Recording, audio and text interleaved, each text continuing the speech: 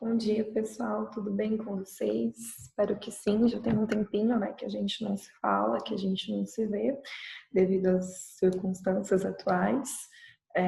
Mas estamos todos em quarentena, numa medida preventiva aí da rápida proliferação do Covid-19.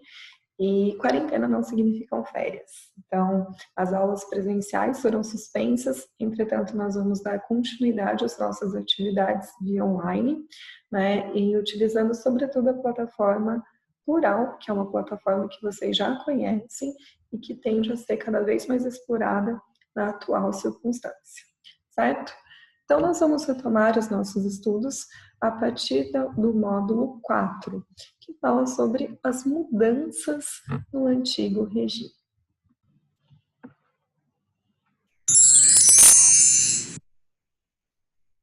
Primeiramente, nós temos que entender o que era o antigo regime, afinal.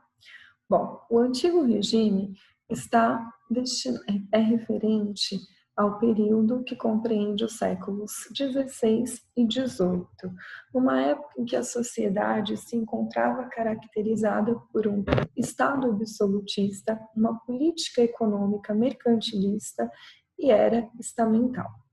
Bom, então, quando nós falamos do Estado absolutista, não podemos esquecer que o rei, ele tinha supremacia, era a autoridade máxima e, como se não bastasse, apresentava um caráter divino.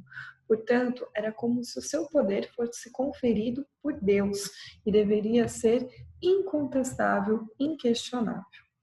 Além disso, nessa época, qualquer pessoa que se opusesse ao governante poderia ser perseguida. Portanto, havia opressão, a censura e a ausência de liberdade de expressão. Também, as pessoas não tinham liberdade religiosa, afinal de contas, a religião era uma escolha do rei, era uma escolha política e não uma escolha individual, não estava relacionado a uma crença.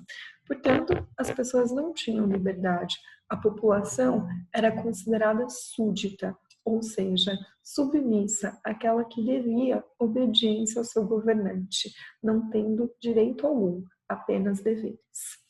Nessa época do Estado absolutista, também vigorava uma política econômica conhecida como mercantilismo, na qual o rei controlava completamente a economia. Portanto, o mercantilismo era baseado na intervenção estatal na economia e num sistema de monopólios, ou seja, de exclusividade, estimulando o colonialismo e a prática do comércio. Nessa época, não havia liberdade econômica, não era permitida a livre concorrência, afinal de contas, eram adotadas medidas protecionistas visando o enriquecimento do Estado e a ampliação do poder real. A sociedade também era estamental, ou seja, naquela época, praticamente não havia mobilidade social. Quem nascia nobre seria nobre, quem não era nobre morreria não sendo nobre. Não havia igualdade jurídica. Então, essa sociedade acabou sendo criticada por alguns pensadores. E esses críticos do absolutismo e do mercantilismo propunham um novo regime. Por isso que eles criaram para essa época o nome de Antigo Regime. O que seria o novo regime? Bom, o novo regime empreendia uma liberdade política, ou seja, a população poderia escolher o seu governante.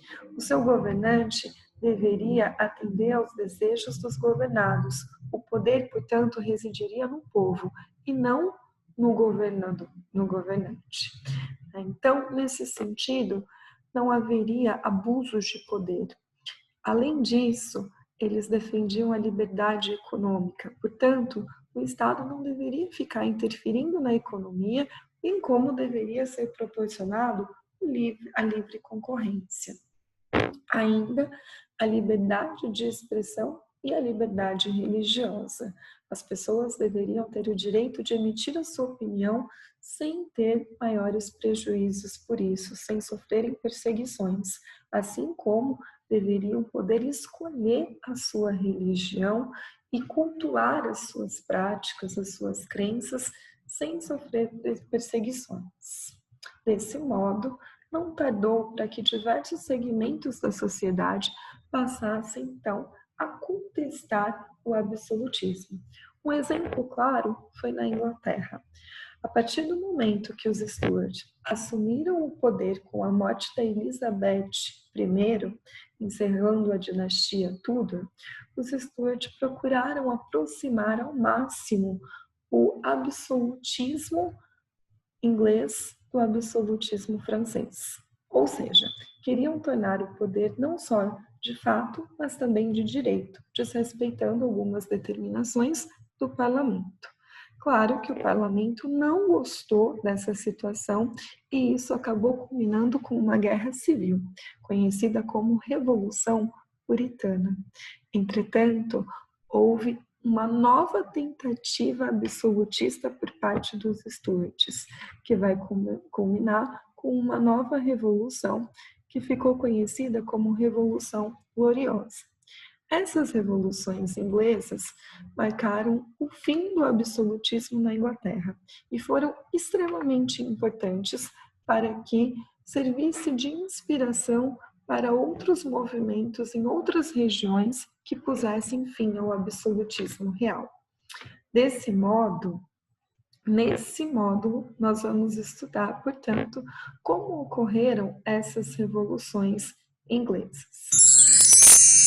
Para tanto, peço para que vocês realizem a atividade 1 na página 151.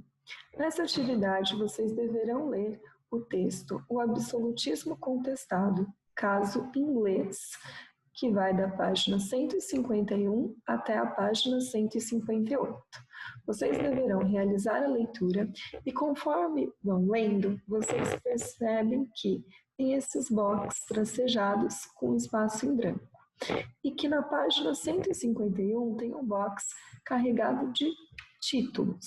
Portanto, vocês deverão preencher essas lacunas em branco com os títulos mais adequados. Isso vocês vão poder perceber conforme a leitura é realizada.